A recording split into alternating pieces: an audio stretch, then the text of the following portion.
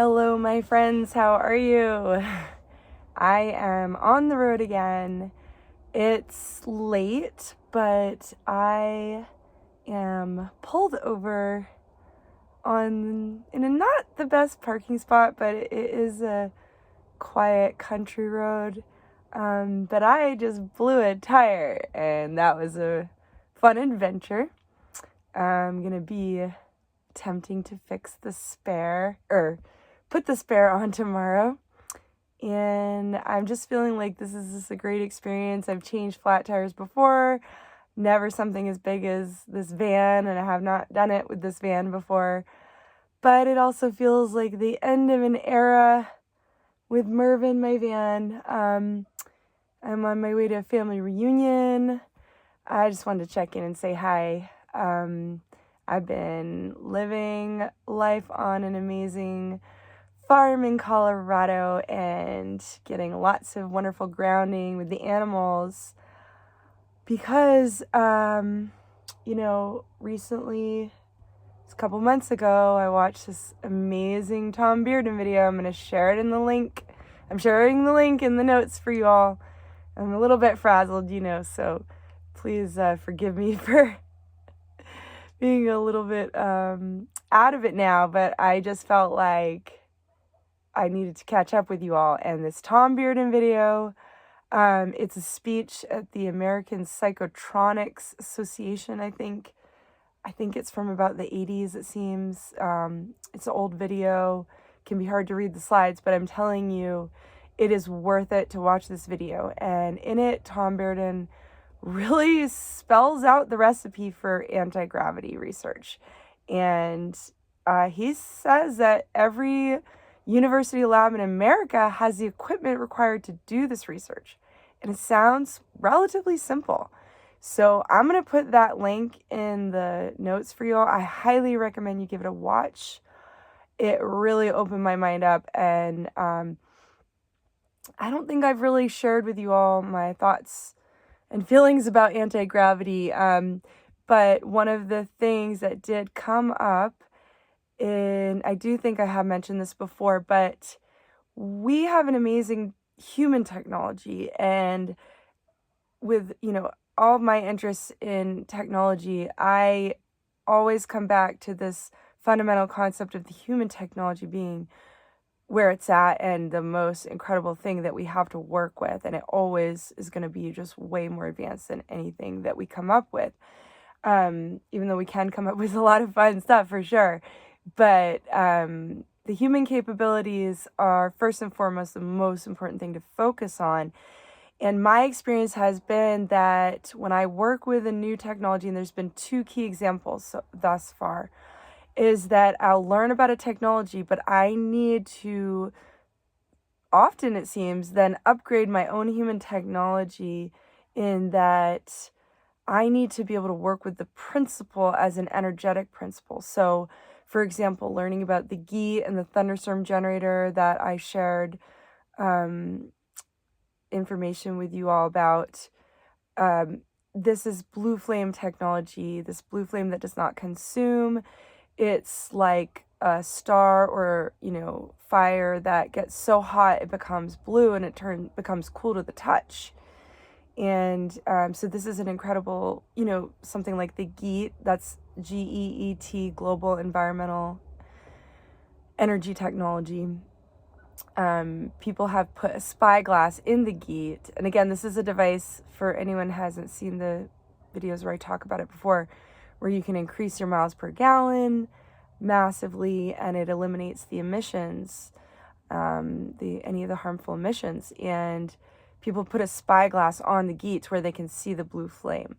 So I've seen things like the thunderstorm generator, which also has this type of phenomena. So I then needed to work with the energetic principle and embody it with my human technology. And for me, this blue flame of truth is very much stoicism. This is an energy is sort of like the pure form of anger that's most obviously a form of healing and love. That was sort of the answer of my question of what is the pure form of anger? And my answer has been this blue flame energy of it as a healing energy, but as a very maybe cooling energy, and just maybe if someone needs to cool off, we can surround them, but also surround ourselves in this beautiful blue flame energy, and this concept that it burns away what does not belong, and just being, this pure form of, not even really anger, but sort of what is the energy to work with when we want to calm a situation down or neutralize energies. Then we can bring in this blue flame, pure truth energy of witnessing the truth and our capability of witnessing truth. So it happened again with the anti-gravity video from Bearden. I just said, wow, this science is right here in front of us, ready to just start anti-gravity research labs around the country, around the world, and let's just do this. But then I had this again, and I caught on a little faster this time, so it's becoming a theme. But I said, oh, right, I need to, levitation, levity. What does it feel like to feel this? To feel levity in our life, in our human vessel, when we feel so light and I'm excited to be here and life is fun and I'm full of joy like a child again and waking up and what's today gonna hold, right? So this yin force, I found a shiatsu book in a free space in this amazing Colorado town where I've been living. My eye went straight to it. I said, I've been wanting to relearn the shiatsu routines. In the book, it talks about this yin force that is constantly coming up from the earth. And we have the heavens energy coming down, which is the yang force. And that the yang is exactly 7 times greater than the yin force coming up from the earth. And that this yin anti-gravity force is always coming up from the earth in every moment. And this book talking about these key examples of a wave being 7 times the horizontal dimension, 7 times, like an ocean wave, 7 times longer this way than the vertical. And the larger chamber of the human heart being 7 times bigger than the smaller chamber in the heart. And so the 7-to-1 ratio, and we've always got this yin force pulling up. So I, coming up from the earth, pushing up. And Dan Cooper calls it the 6th force. He's a wonderful, incredible person that I learned a lot from watching his videos. He talks about the 6th force. I'm going to include my email in the show notes. If anyone wants, any references to the videos, just email me and I'm happy to send them to you. I guess it's nice to know if people want the information. It's helpful to do it that way. Maybe hear from some of you all. And share some more links. I've got lots of that kind of thing. But Dan Cooper calls it the 6th force. He discovered it just by hearing lightning striking his dryer with the sheet of steel and aluminum, and it made a sound, and he investigated it, and he found this anti-gravity force that's always coming up from the earth. Tesla also discovered this, and also by hearing a natural phenomena of lightning striking his Colorado Springs lab and him investigating it, again, a similar situation with steel and aluminum and the lightning strike producing a sound. By discovering the cause of the phenomena led to this discovery of the 6th force, as Dan Cooper calls it. And those episodes are on the Journey to Truth podcast on Rumble. If anyone just wants to go straight to Rumble, find the Journey to Truth podcast. And I think there's about 3 or 4 episodes with Dan Cooper. Really incredible secret space program whistleblower. Anyway, so Tesla had discovered the 6th force anti-gravity.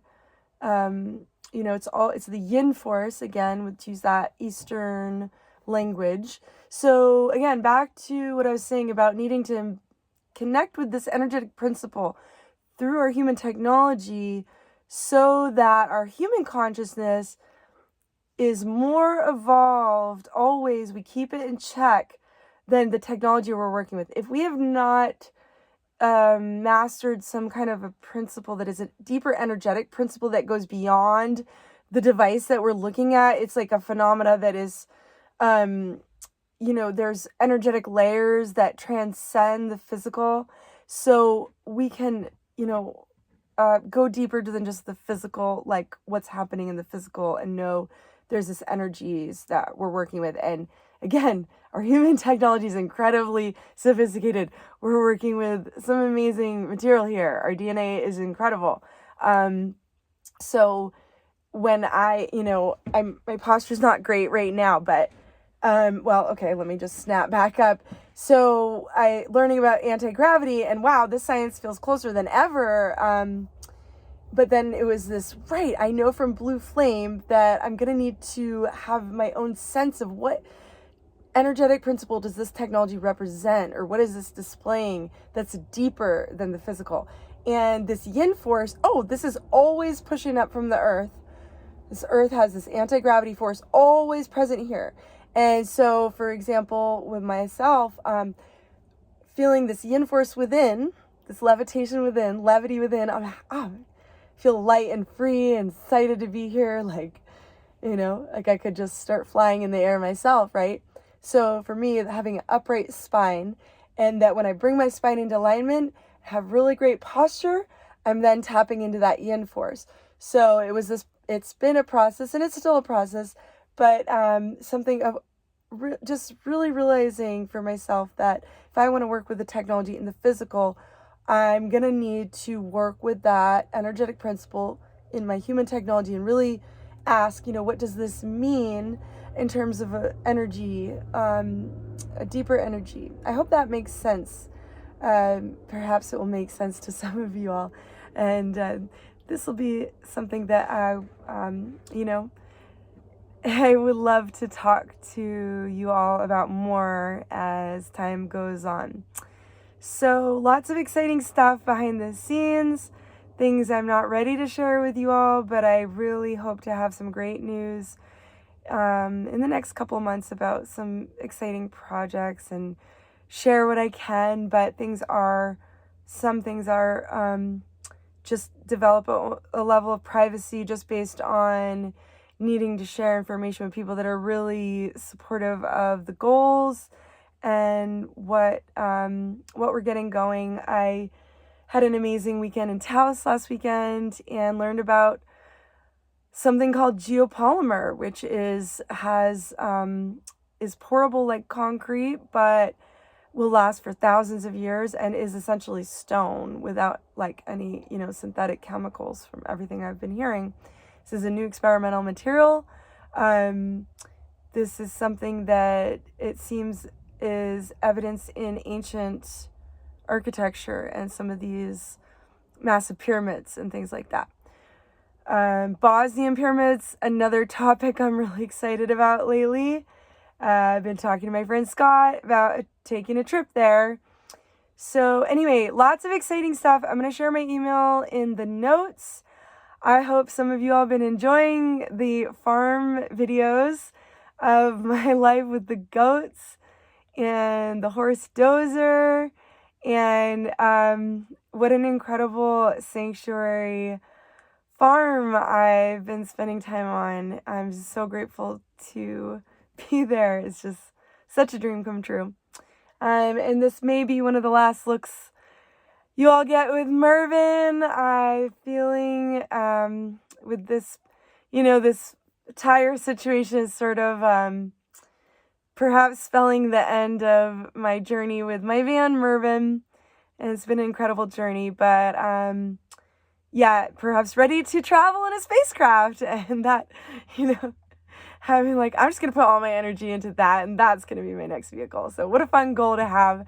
But ultimately, this light body that we're working with here, we've got a light body and we can astral travel with it. So we can practice with that. My wonderful friend Alasa brought that up, of practicing somersaults and dancing with our light body and, via our mind's eye.